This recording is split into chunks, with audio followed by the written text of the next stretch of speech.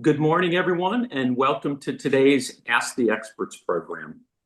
Today, we will hear from our experts on three critical committees: Nominating Governance, Audit, and Compensation.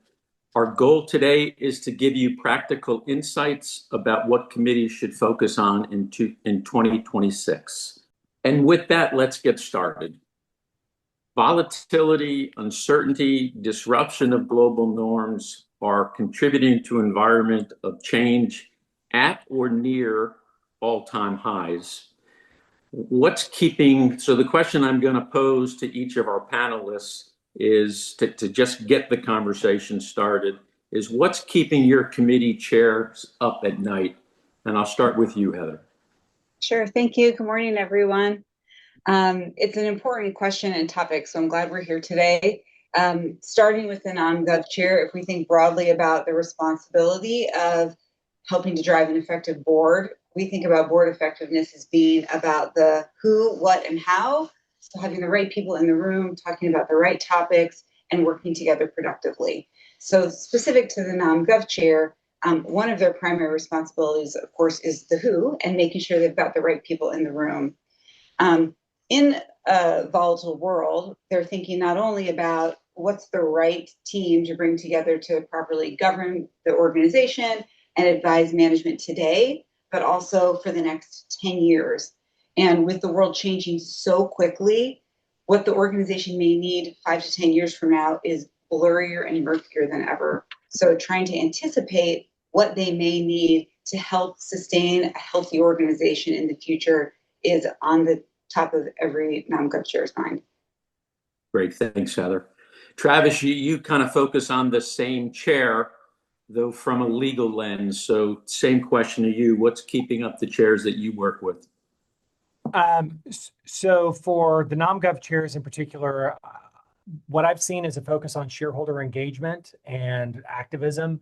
There has been a shift in discussion since we got universal proxy rules in where you can effectively target individual directors much more effectively as opposed to an activist having to put up their entire slate. And so NomGov chairs are now looking at, do I really have a weakest link director, or does this fit together as a good whole and everybody makes sense from one piece to the other? And then the second part I'd just say in general is, as Heather mentioned, there has been so much change in the last year and a half. And I know we don't have anybody that's specifically talking about like an ESG committee or something like that, but that is often, split between multiple committees. And how companies respond to those sustainability features of their business and priorities has been something that is changed a lot and is going to continue changing over the next couple of years. Thank you, Travis. Claudia, the AC chair, what's keeping them up at night? Too many things, I think. If we think about something like tariffs, for example, and how they're they change so quickly, you would be looking and thinking about what's the impact on the financial statements and disclosures. Could there be an impact on liquidity? Are the internal controls and disclosure controls keeping pace? And then with the underlying issue of risk, is the risk management system fit for purpose? Is it identifying emerging risks, looking at compound risks? And related to that would be, is management engaging in robust scenario planning, updating its crisis preparation plans? And then how in the world is management staying on top of the evolving and fragmented and inconsistent regulatory landscape? Great, thank you. Last but not least, the Compensation Committee chair. What are they worried about? So compensation committee chairs, I think a couple of things that are keeping them up at night, if you will, is so all of the volatility and the impact on the effectiveness of their incentive programs and the rigor of those goals and their ability to motivate and retain people through all of this volatility. And then I think secondarily, we're getting close to proxy filing and say on pay season. thinking about the evolving roles of the proxy advisory firms and how they talk about the decisions they make in the light of all of this volatility in the proxy so that it makes sense to their shareholders. Great, thanks. Now what we're going to do is we're going to go expert by expert and do a little deeper dive. So particularly if you have questions for any of our experts thinking about the committees they're going to speak to, now would be a good time to get them in so I can work them into the conversation. We'll probably be 7, 8, 9 minutes for each one of the committee. I'll call them deep dive, but 9 minutes isn't really a deep dive, but it's a little more than skimming the surface and what keeps the committee chairs up at night. So Heather, kick us off, please. Sure. So as I mentioned, the NomGov chairs, one of their primary responsibilities is around who's in the room. And I get questions a lot of, is that evolving? Is it changing? And we are really seeing changes in how boards and NomCo chairs in particular are thinking about the composition of the board. And there are 3 things that I've seen shift even just in the last several months. So first is generally how they're thinking about succession planning. So historically, it's been more episodic. We have someone retire or hit a term limit, and so let's replace them. Now we're seeing more and more boards think about evergreen succession, but really thinking of it as an ongoing, broader, multi-year succession planning process, much like you would or should do with an executive team. So the mindset is shifting. The second big change I'm seeing is in what they're looking for. So historically, CEOs and CFOs have been the most common specs for a board, and that is still the case. But technology experts, even over the last couple of months, our needs for those have really skyrocketed. And the rationale is, as we've been discussing, the world is uncertain, and particularly with technology and emerging technology at a level at which we've all sort of started, not all, many of us have started to look around and say, I don't know, I have not caught up to what's current today, and I have no idea what the future holds. So they're looking to bring in, whether it's a chief technology officer or an executive from a technology first organization, they're looking for someone who can help them see down the road farther than they are able to potentially today, and help them think differently about the opportunities and potential risks that emerging technologies may impact their organization and their team. And then the third area where I'm seeing a lot of evolution in terms of board composition is boards actually looking for more active executives versus retired, which also coincides with younger. And there the rationale is, again, the world is changing so quickly. Knowledge and expertise can get stale faster than it used to. And there's a little bit less of a premium on, I've seen this movie multiple times before, and more of a premium on ability to think forward and adapt to a changing world. Hey, Heather, when you talk about looking towards tech skills as the example that you used, it reminds me a few years ago when cyber was the hottest topic in the boardroom, and everybody wanted to put a cyber expert in the room, and the discussion was, yeah, we need the knowledge, but the single issue director probably isn't the best way to do that. How has that kind of evolved and reshaped itself? Not to suggest that a technology officer isn't a broad-based individual, but how is that conversation changing, or has it changed? Yeah, it is different this time, it feels like. And so we definitely had a period about 10 years ago or so where boards were looking to bring in position players into areas of particular expertise. And ESG is a good example, cyber is a good example. And what they have found over time is those people are brilliant at what they do, but they're able to participate often in only a narrow part of the board's agenda. And so we've seen a pivot over the last 3 years, let's say, into executives with a broader purview.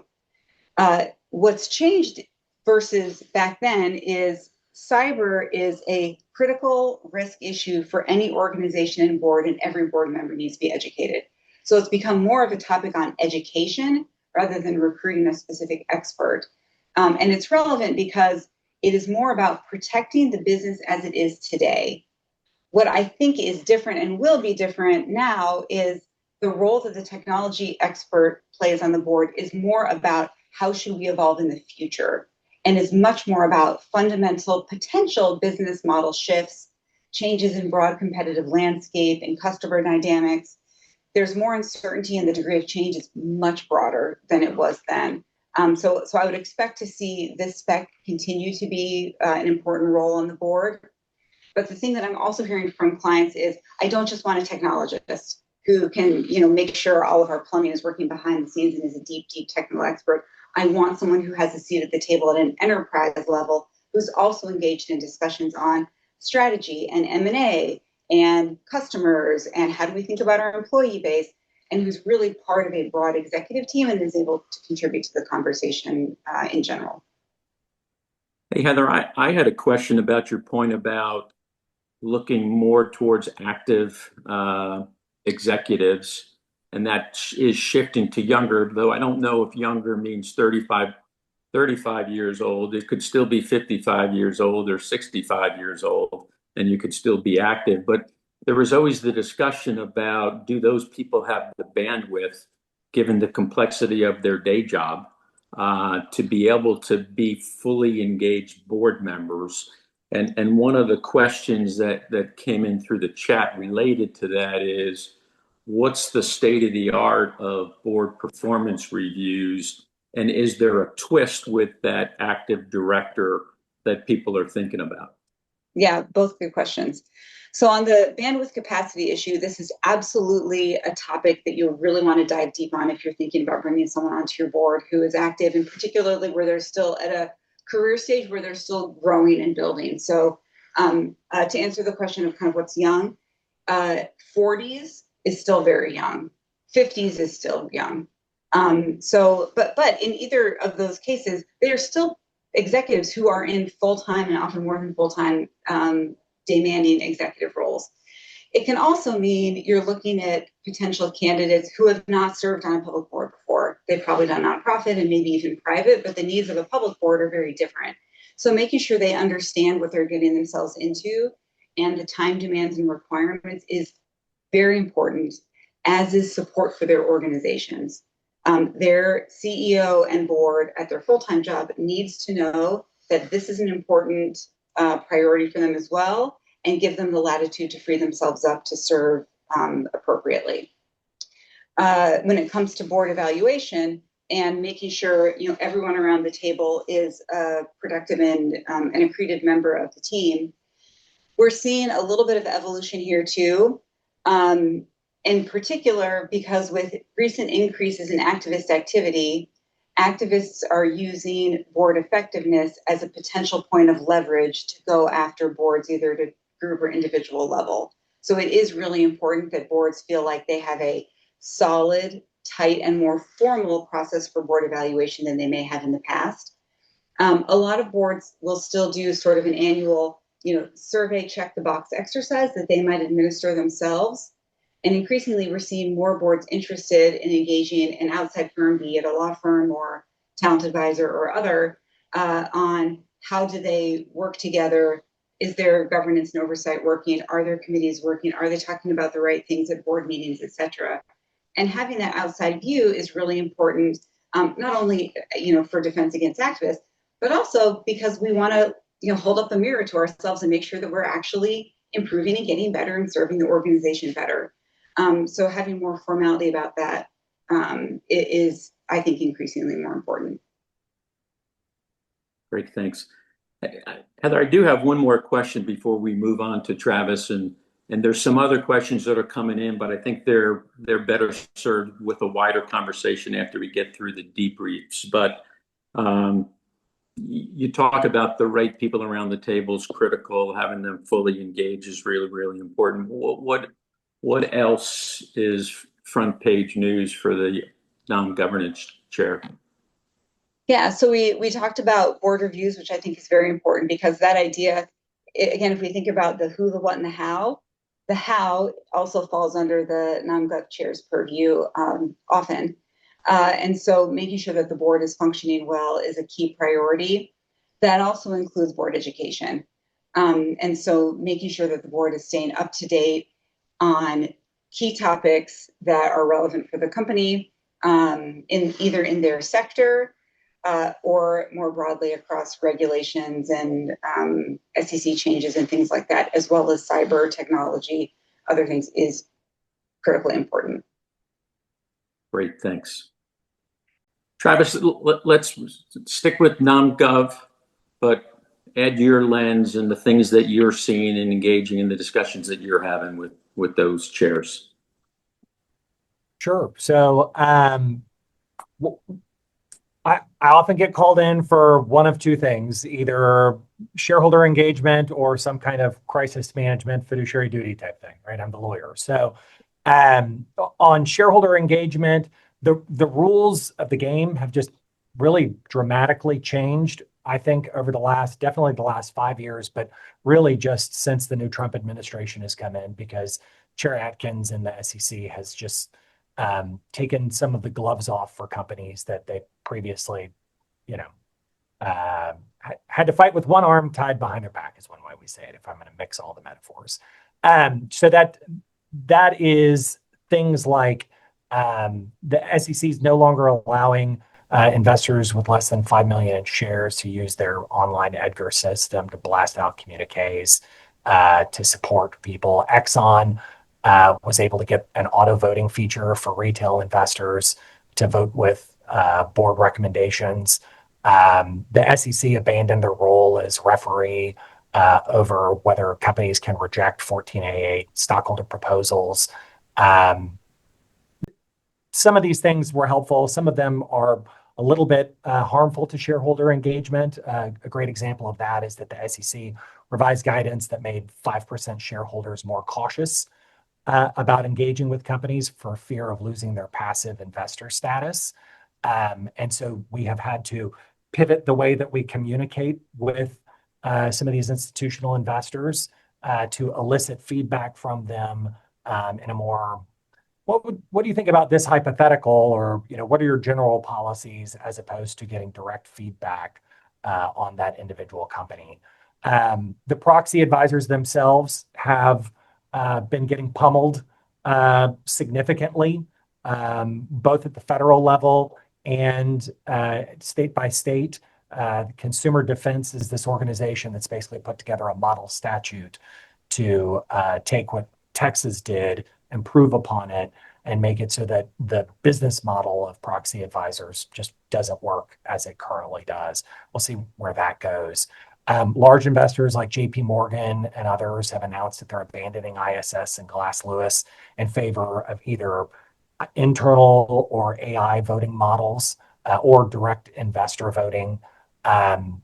Glass Lewis has announced that they're going to stop their single benchmark recommendation starting in 2027. So they're going to be issuing individual cards that you can kind of choose your own adventure on if you are an investor, which sounds like a great idea until your state AG comes and claims that you chose that card yourself and that was a problem under their view of sustainability or ESG. And so we're seeing people starting to gear up for that litigation. Then there's the back and forth between Nevada and Texas and Delaware. Should we move out of Delaware, or should we move to Delaware from other jurisdictions?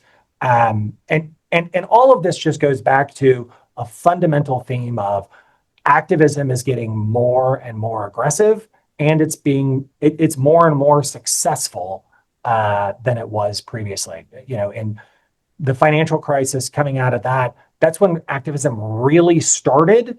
And now it is a very professionalized, very large industry to drive effectively event-driven economic stock price movements. And to what Heather was saying before, because of board composition being something that is so easy for the activists to attack, because of total stock return being something that's so easy to select among a peer group who it is that you want to announce that you are doing a campaign and then sell stock later once you've gotten what you want or really actually try to drive change. The NomGov committees are working, I think, overtime in order to make sure that they have the structural defenses that they need to protect themselves. The technology on that changes every year. It's not the same set of advance notice bylaws that we used 2 years ago. Director education on these things, Claudia, myself, and others are getting called to go through tabletop exercises with these boards to talk about, okay, what do you do? People have break glass plans that get updated on a fairly regular basis to say, how would we respond to this type of an approach? How would we respond to that type of approach?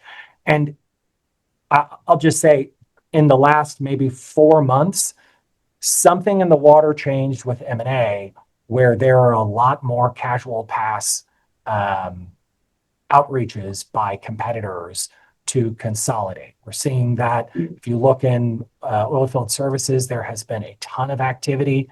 And it is only, once one person announces, then other people do. If you look in, obviously, technology, particularly in the AI space, but also in hardware, these reverse acqui-hires and other types of transaction structures have become much more attractive and permissible under the current administration. And that has dramatically led to, I don't want to say announced deals, but activity where people are trying to come to an agreed upon valuation. And directors that are sitting on multiple boards are saying, hey, we're getting a call over here on this board, so I need to make sure that my board at another company, obviously not direct competitors, but in a different industry, is prepared for that kind of outreach. The last thing I'll say on these kind of event-driven, is my board ready conversations is the crisis management.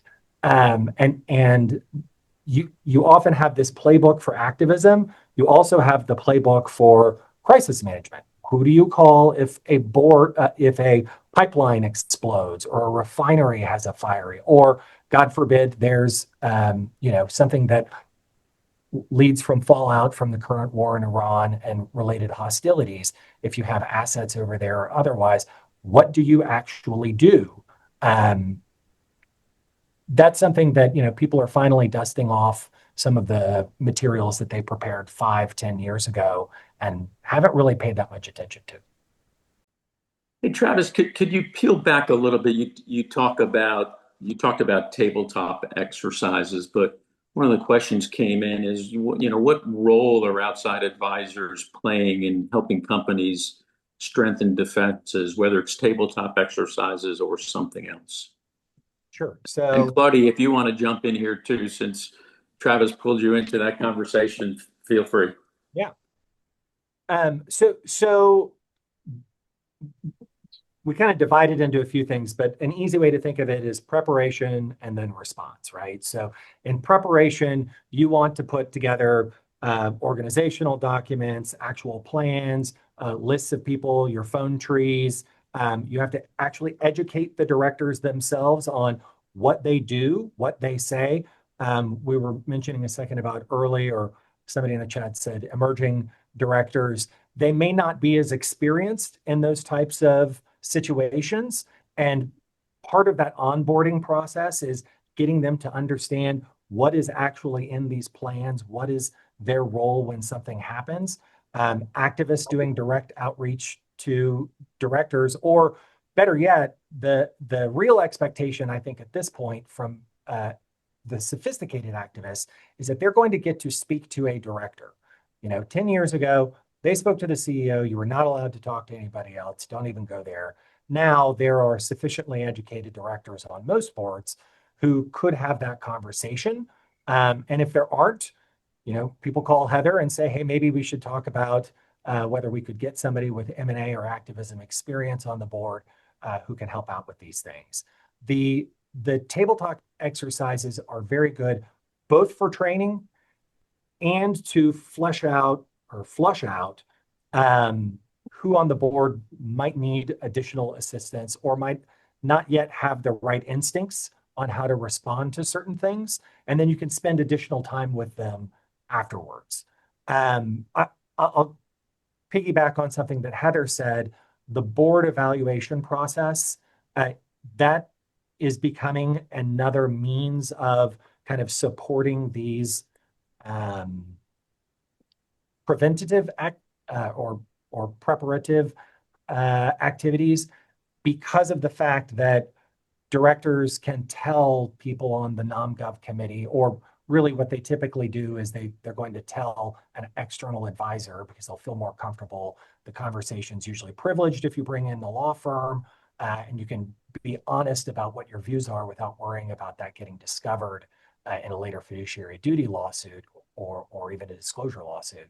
That is a good way to elicit responses on, hey, do we need to make changes, or do we need more education? Should we become an NACD full board member board, right? But seriously, getting people to focus on these changes, to focus on these risks, to focus on preparing themselves, and then having your phone tree of, myself, Claudia, and others in those situations. Great. Claudia, you want to add on anything to that? That was superb, Travis. I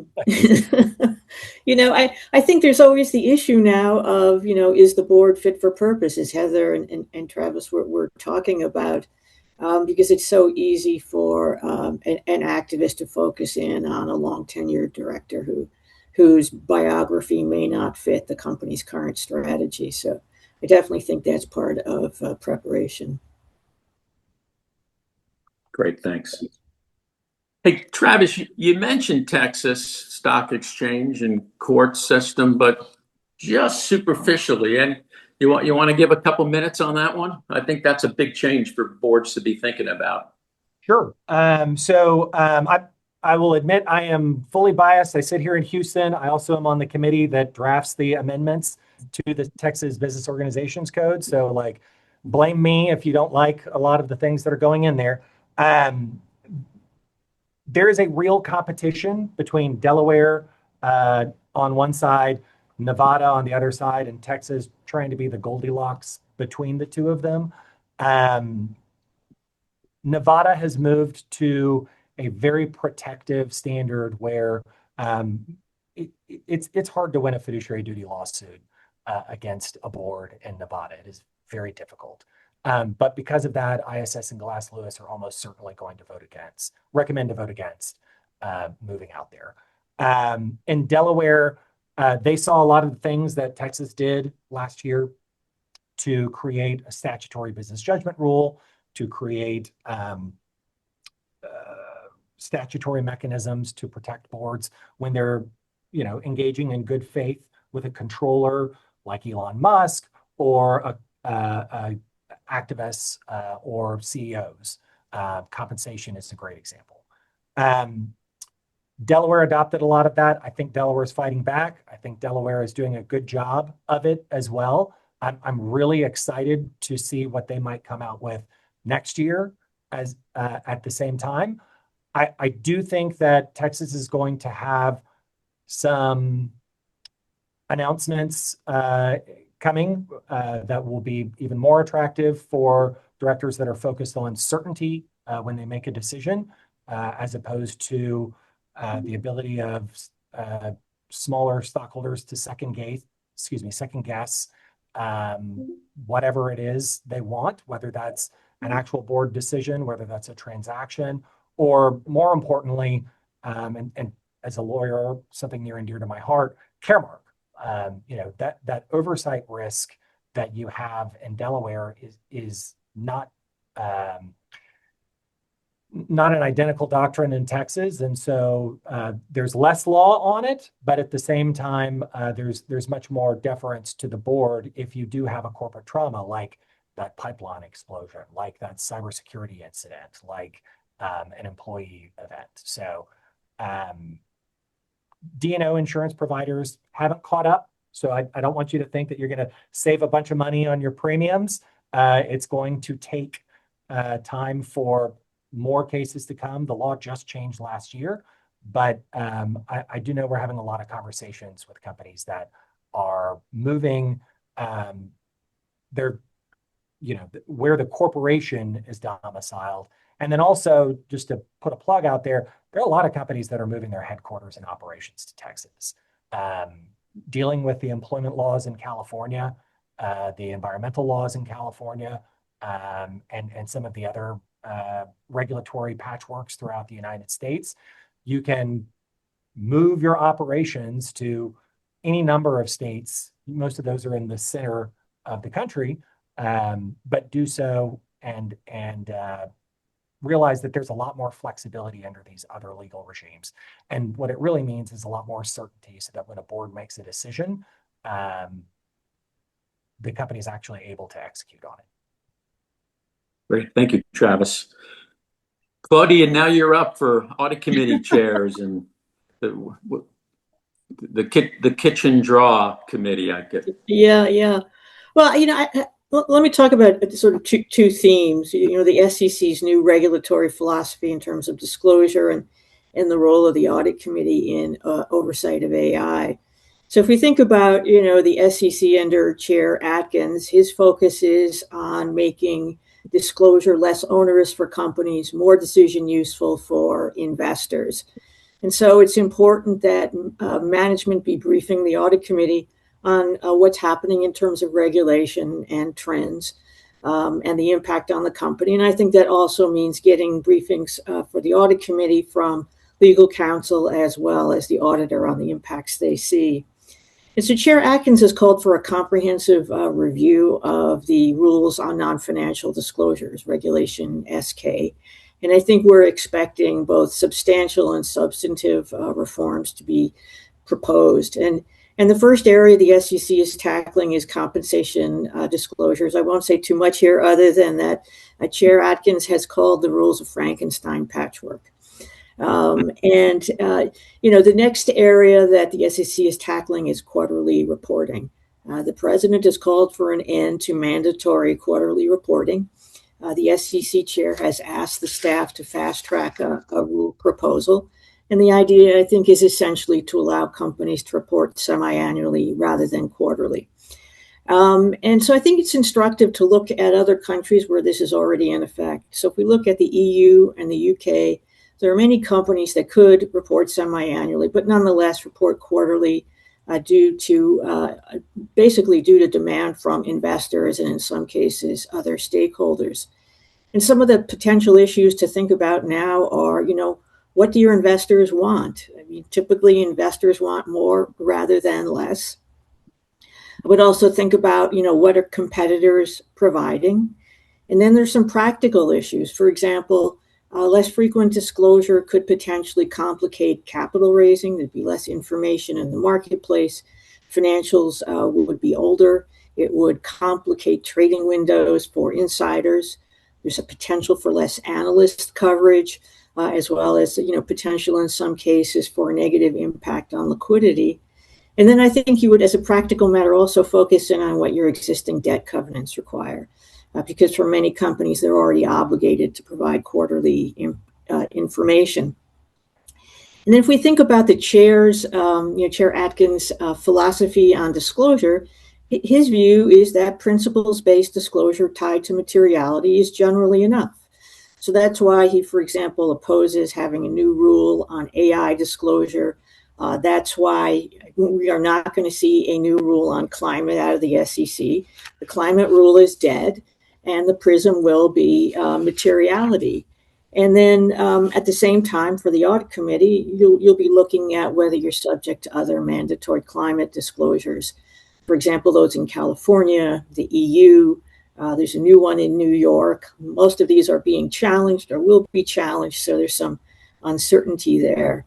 So, if you think about principles-based disclosure, in the absence of prescriptive disclosure, what this means for the audit committee is having more dialogue with management on the adequacy of internal controls, disclosure controls, monitoring systems. And then to some degree, underlying all of this is making sure and being comfortable that there's a culture of transparency and proactive compliance with law. And then if we turn to the role of the audit committee in oversight of AI, I mean, I think all of us get this question a lot. I think the starting place actually is what's the role of the full board?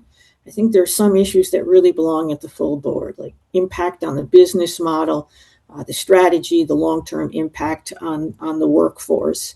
And we've seen some companies that originally put oversight of AI in the audit committee move all or some of it up to the full board because they recognize that a higher level of oversight, a more intense level of oversight is required. And there's no one committee that really has the bandwidth, to oversee all of this. And I think as a practical matter, eventually all standing committees of the board will have some role to play in the oversight of AI, and structures are likely to be iterative. But if we focus in on the audit committee, there are a lot of issues that may well fall to the audit committee, starting with compliance with law. AI law is fragmented, evolving, inconsistent, and it's not just laws on AI, it's about privacy, intellectual property, consumer protection. And this affects where and how AI can be used. So this is going to be a difficult area, I think, for audit committees to stay on top of. Another would be the use of AI in preparing financial statements and drafts of SEC filings, other regulatory filings. And this raises the related issue of, does the finance department have the budget, the personnel, and the skills to use these new technologies effectively? And then if we focus in on the external and internal auditors, I think there are a couple of questions here. How are they using AI themselves? And, what do they see as the risks associated with the use of AI in preparing financial statements? And then some of our favorite issues are internal controls, disclosure controls being appropriately updated for, AI agents. Do they reflect the need for greater controls around data? Has ERM been updated to reflect new technology as well as the risks associated with data? And then for an audit committee, which is already overseeing cyber and data privacy, which is a lot of audit committees, you now have to oversee the related issues involving AI and data. And data governance, sort of the umbrella subject, not just data privacy or security, also data ethics, what data is being retained, is often falling to the audit committee. And again, it's sort of the kitchen sink problem, often ends up there by default. But I know I've seen a lot of audit committees focusing in on this subject, in the last 18 months. Again, recognizing that data is the lifeblood of Gen AI. And then there's the issue of how the audit committee coordinates and communicates with the other board committees, the full board, on all of these AI-related matters. And then the basic issue of, does the audit committee have the bandwidth and the skill sets to deal with all of this? On top of all of the other non-financial issues that have been delegated to the audit committee, and making sure that enough time is devoted to the core responsibilities of overseeing financials, auditors, internal controls. Claudia, I don't want to peel back AI more because I think I've got an idea about bringing that in after everybody gets through the committees. But I should have kept score as to how many times you talked about audit committee bandwidth and skills, because it probably was double digits. And that's a conversation that I think we've had for the last 5 years, 10 years, maybe even 15 years. And when I look at data, public companies on average have slightly more than four committees. NomGov, Audit, and Comp are 3 of the 4. I always got excited when I saw that data, but it turned out that most of the 4th one were either executive committees of boards or finance committees of the boards. Clearly, banks have risk committees, and there's a number of industries that have tech committees. But we really haven't changed the game. And I just reflect on how much can you put in the audit committee and is question one. And question two is the composition of audit committees really changing in a way that makes those added responsibilities more productive or more valuable for organizations? Well, I mean, it's the eternal issue. I mean, we have these three committee structure largely as a result of, the post-Enron world. And whether it's still fit for purpose, I think, is a discussion that's worth having. Many audit committee chairs will find themselves speaking to the chair of the NomGov committee about the overall workload of the audit committee to see whether it's fit for purpose, and as well as whether there's an optimal allocation of issues to all of the board's standing committees. In terms of the audit committee, there's some things you could do. You could form an ad hoc committee potentially on an issue that's short-lived. You could form a subcommittee, but that gets you to the issue again of should you form a new committee? A tech committee is not a panacea. Boards generally do not like to form new committees, but in some cases it may be appropriate. I think about 13% of the S&P 500 have a tech committee. And if you're thinking about doing that, there are a number of practical issues to consider, like what is it going to do? Is it an innovation committee, a strategy committee? Is it a compliance committee? If you form it, won't you still have some residual responsibilities at the audit committee? And I think the answer to that is yes, of course. And you'll still have issues like impact on the financial statements. And then you have to decide, do you have directors with the skill sets to serve on that new committee? And then there's a practical issue which nobody likes, which is if you run your committee meetings in parallel, you effectively limit who can serve on some of your committees. I do think that audit committees have seen more directors join the committee who have a background in non-financial areas that the audit committee is addressing. And I think that really leaves an important question for audit committees because in some cases they find they only have one or two individuals who have expertise in the traditional core areas of financial statements and controls. And sometimes it's only the chair. And I think that is worth looking at. Is that really adequate? Because committees really need to function as a group, not as an individual. And then we do see knowledge gaps on committees, particularly audit, because it's getting so many new issues. So those need to be addressed in one way or another. You can't oversee something if you don't have the knowledge. So in many cases, that means, engaging outside advisors and then thinking about other solutions like board education, which I think is vital on an ongoing basis, particularly on technology. You might choose to use an advisory board.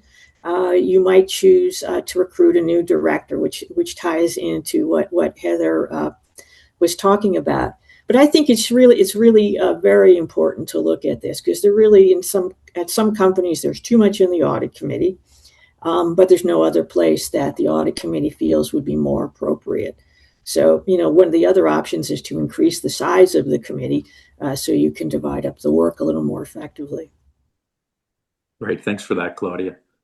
David, money matters, right? So compensation committees and yes, some have changed and broadened the remit to talent development or things of that nature. But tell us what's going on in the compensation committee and what's going to be unique in 2026.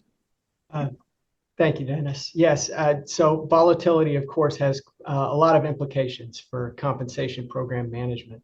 I'd say one of the biggest things, and a lot of companies have gotten to the point this year where you've set goals in your incentive plan. So there's not as much to change at this point.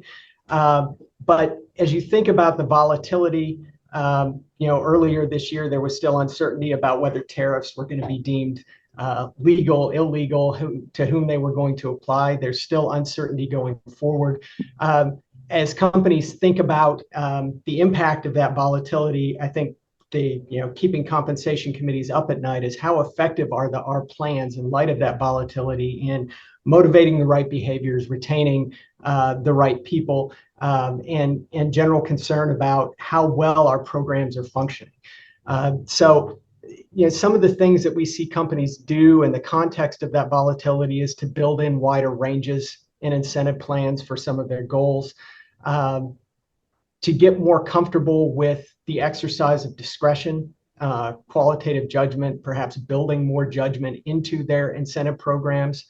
And I think critically making sure that you're following a consistent process throughout the year in checking in on how the incentive plan is doing so that you're prepared as changes in the market, changes to your business that were unexpected impact some of those outcomes, that you start to think about where, how, if you might want to try to address those and how you might explain it when you have to disclose those decisions in the following year. I think one of the components of the incentive program that we saw a lot of activity around heading into this year as a result of volatility was on the long-term incentive program. So a lot of committees taking a closer look at where unvested equity is, how much holding power do you have over your executives, how have some of our recent performance-based long-term incentive periods played out, where are our current programs tracking, so that you can try to get out ahead of where there may be potential issues on the horizon, and see if there are ways that you need to adjust the design of your program going into the next cycle. Travis mentioned some of the pressure that's being put on the proxy advisory firms. Of course, they play a significant role, have played a significant role in say on pay and in influencing program design. And with the backdrop of their sort of changing perspectives and maybe changing amount of influence, that's been a big topic of conversation in committees over the last couple of quarters. I would say their influence has been declining over the last several years, slowly. We've started to see negative recommendations from an ISS, for example, have less and less likelihood of driving a failed vote outcome. So in a certain sense, all of this pressure on the advisory firms and the way that they're trying to change their approach doesn't mean that we're really in a new world today. It's a reminder to boards, I think, and to our compensation committee clients to make sure that you understand what your individual investors are thinking. JP Morgan completely dropped the proxy advisory firms recently and are going to be moving on to some kind of an AI model to start to evaluate pay. So I think it's still important in that environment you have to continue the outreach that companies have been doing over the last few cycles and understand that ISS and Glass Lewis still will play a role.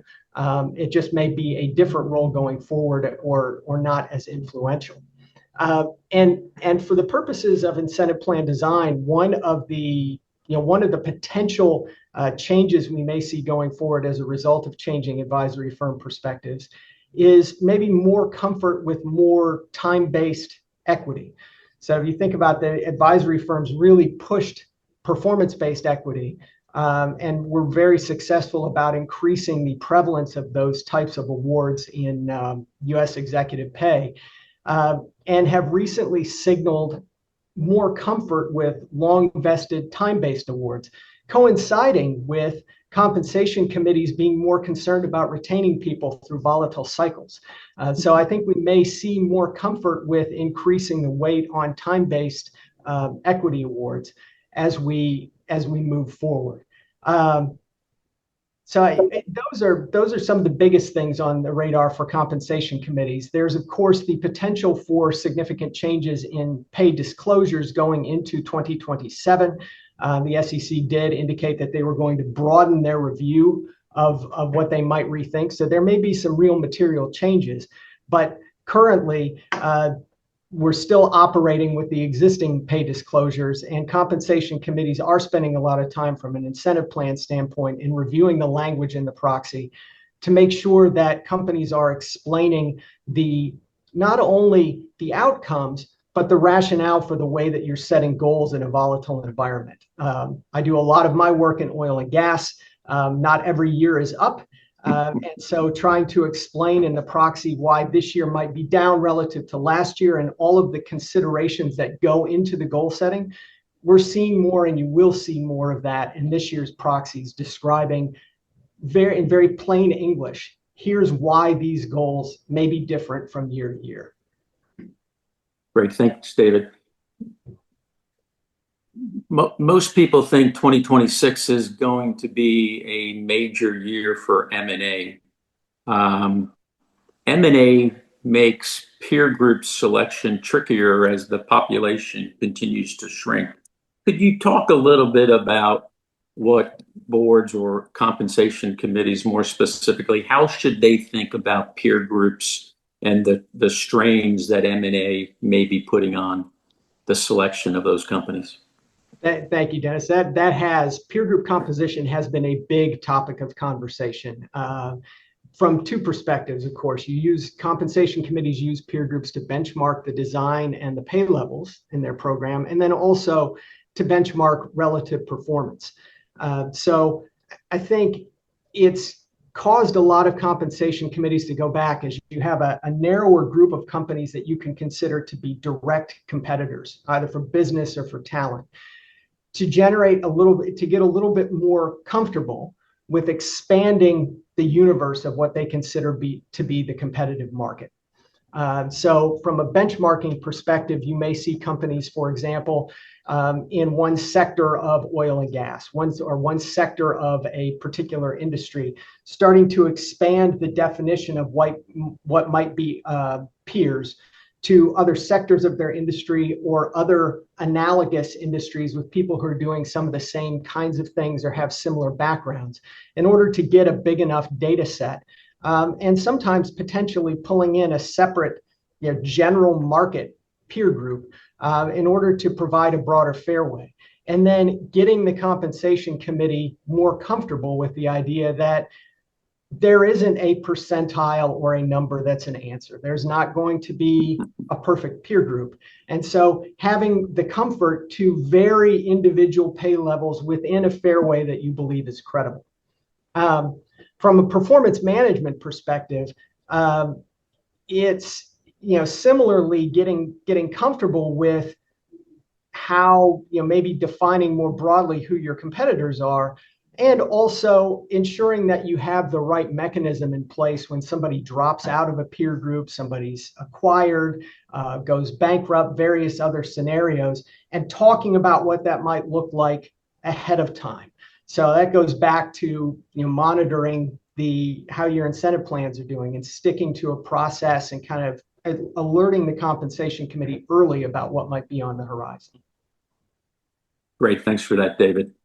Hey, Heather, I'm going to ask you a specific question, and then after that, I want to open it up to everybody to get at the discussions that we've been having, because I think there's pretty significant overlap, and AI technologies all kind of at the core there. But Heather, before we go into that, there's lots of headlines that talk about the massive churn in CEOs. And I think you have some real data that your firm has put together. The average tenure of a board member is, call it 8 years. The average tenure of a CEO is about 4 years. So if you're a board member and you haven't seen CEO succession yet, it's coming to a theater near you pretty soon. But demystify what's really going on when you look at more macro data as opposed to headlines, but also talk about how do you make sure you're not one of those companies who thinks about CEO succession as an episodic event and more towards an evergreen process where at any point in time you can pull a trigger and have somebody who moves into that chair relatively quickly. Maybe not forever, but for gaps that pop up from time to time. Yeah. We always advise all clients have emergency succession plans in place for CEO and C-suite. I mean, frankly, down the line, but particularly in the board's purview, CEO and C-suite, and they need to do the same thing on the board too.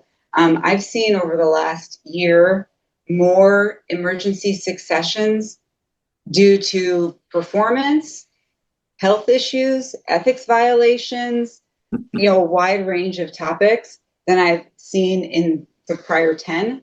And they of course impact the board because they make decisions, but several of them have resulted in current or former board members having to drop into temporary executive roles.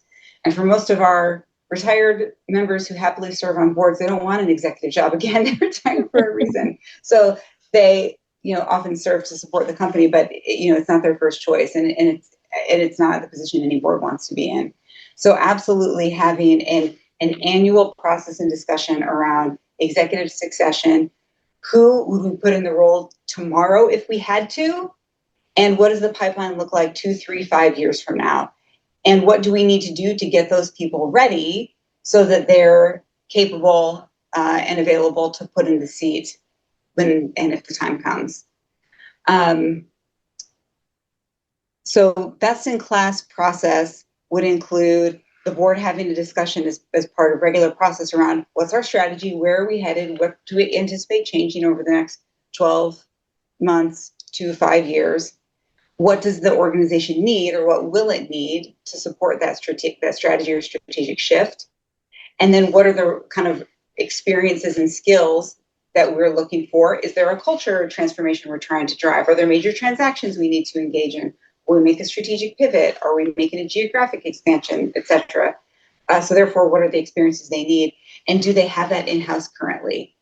And that should include a pretty thorough and regular assessment of internal talent to identify preparedness for the next role. But it should also include an external look, whether that's just purely a paper exercise or actually meeting and getting to know people to understand what the outside market looks like. Even for companies who are ready and promote internally, which is always preferable, usually preferable, it's still helpful to know what the outside market looks like so that you're doing kind of a responsible job for the sake of shareholders on selecting the best leader. But let me ask you a question along those lines. Who owns it? The CEO owns it? Chairman of the board, if he's not the CEO or the prior CEO? Is it the lead director? Is it the talent management committee? Who owns it? And is there a place where that ownership tends to be more successful from an outcome perspective? Yeah. So I've seen it owned by the NomGov chair, by the compensation chair, by the chair of the board, by a special committee, and by the CEO. And it can work fine. I don't recommend it being owned by the CEO, which I'll talk about in just a minute. Across those other committees, I've seen it work fine. I don't love the idea of a special committee for a CEO succession because the implication is we're not thinking about it and it is a special one-time thing. But across NomGov, Comp, executive committee, or chair ownership, as long as there is a robust process that the board agrees on and that the board has an opportunity to provide input into, any of those can be effective. Very often I see the process delegated to the CEO for one of a couple of reasons. One could be the board doesn't have experience with it. And you're right, in most board members' careers, they'll see some type of CEO transition. They may not have seen a well-orchestrated one, or they may not have experienced one yet, but at some point they probably will. And so the board may not feel confident leading the process themselves. They may also feel uncomfortable raising the topic with the CEO because they fear implying we want to replace you, which of course does not have to be the case at all. It's just proper good governance. So the temptation can be, hey, CEO, we don't want you to think we're stepping on your toes. You develop your people and tell us who you recommend.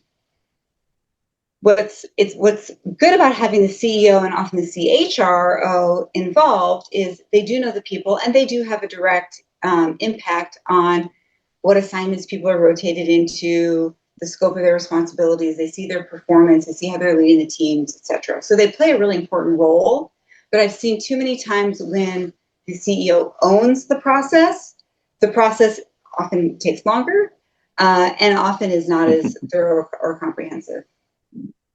Great, thanks. So now a question that's been hopping around some of the chat feedback. you guys have all touched about it in different ways, but whether it's AI, tech more broadly, someday soon we'll have quantum computing that will be another linchpin or change agent. Is the role of the board changing?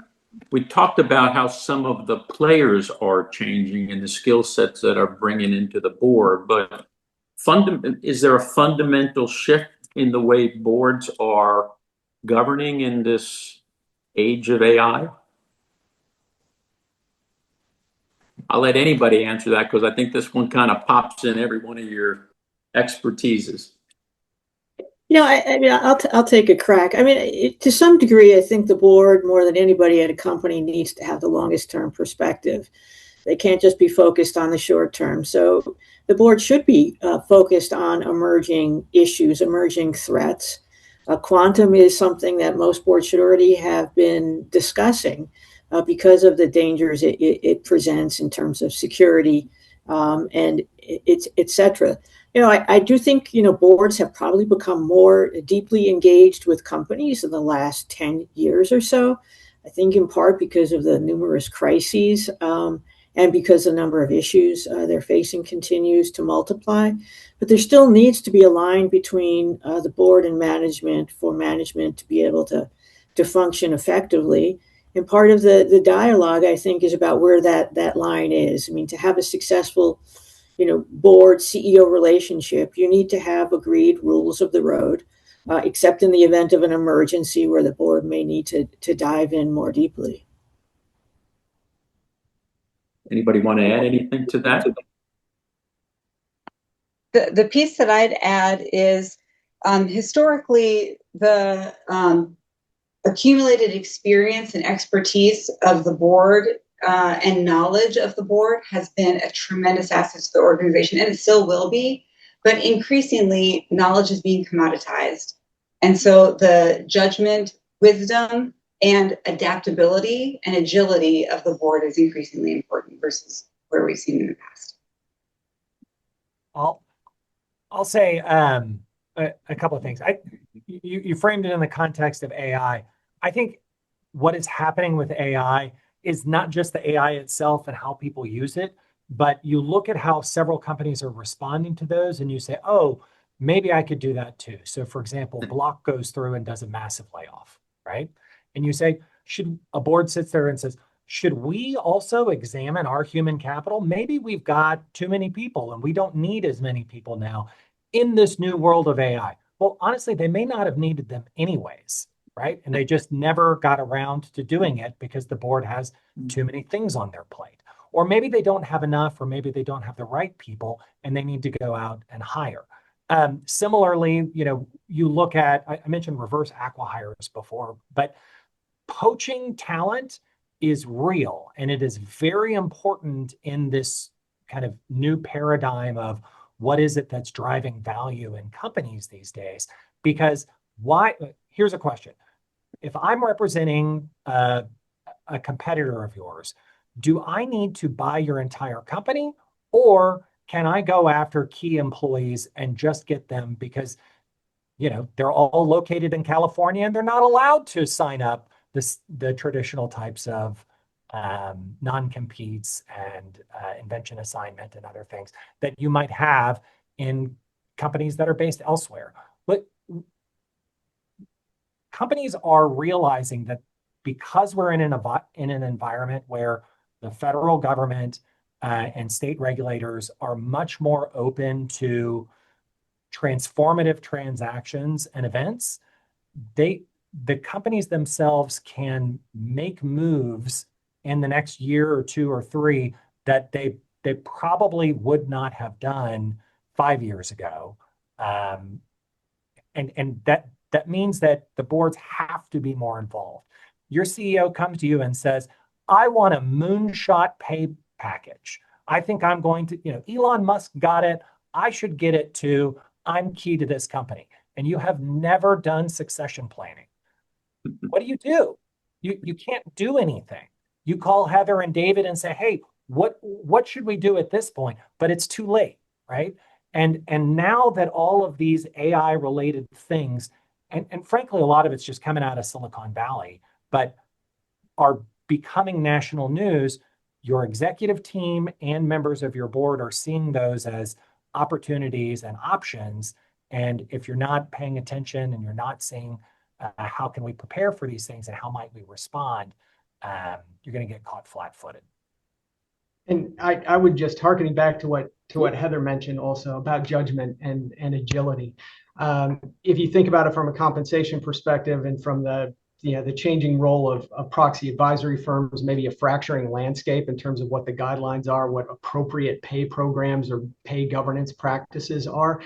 We've already seen directors becoming more and more comfortable, being forced to be more comfortable with exercising more judgment, sometimes doing things that might be different from an established list that somebody like ISS puts out, but that makes sense for your particular management team or company, and then being comfortable crafting that story for shareholders. Hey, it's time for our lightning round because I want to make sure we end on time. And David, I'm going to start with you first. So to give you a chance to catch your breath and maybe think about what that point's going to be.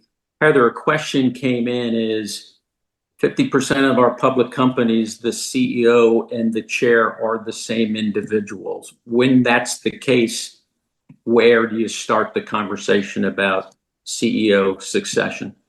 Yeah, usually it'd be the lead independent director. So having a strong lead independent is really important, and it's very challenging. It's very challenging, and I would say if you're not using an outside advisor to help you have difficult conversations, I would suggest engaging one. But yeah, it's typically the LID. Great, thank you. So David, kick us off with the lightning round. 60 seconds. Okay. So in a volatile environment, I'd say the guiding principle I would stick to is a good, consistent process. The most effective compensation committees and boards, I think, have established calendars, regular communication between the committee and management. For your compensation programs, I think that builds trust in the process and trust in the programs to operate through periods of volatility. You can't predict every outcome, but consistent approach and trust in the program can help you weather some of that near-term volatility. And while I think you need to be agile and ready to adjust, I also think it's important to not suddenly make changes or react in the context of volatility, but to start out by having faith in the process and the programs that you've built, because pay programs can be become much more expensive when you start operating them through reaction. Great, thank you. Claudia? As you think about where the business is headed, I think from the point of view of the audit committee, it just remains important to focus on whether the risk management systems, internal controls, disclosure controls are keeping pace. If those are not keeping pace, obviously there's significant risk to the company, and effectively the audit committee may not be doing its job. Great, thank you. Travis? I think the NACD committee's most important function is one that doesn't appear in any charter. It sets the tone for how seriously the board takes governance itself. So if the NACD committee is rigorous, proactive, and willing to have difficult conversations about allocated responsibilities, about performance, about whether directors are actually educated, about whether a director or executive officer has earned their seat, that is going to elevate the board. If the NACD committee is passive or perfunctory and says audit must do everything, I'll let them tell me what we're going to care about this year, the framework suffers. And so my challenge to the people that are on this call that are on the NACD committee is to take the lessons that you learn here today and at your other NACD activities and at Summit later this year, and ensure that you actually educate yourself and your other directors on the board and implement some of the suggestions that we've made here. Great, thanks, Travis.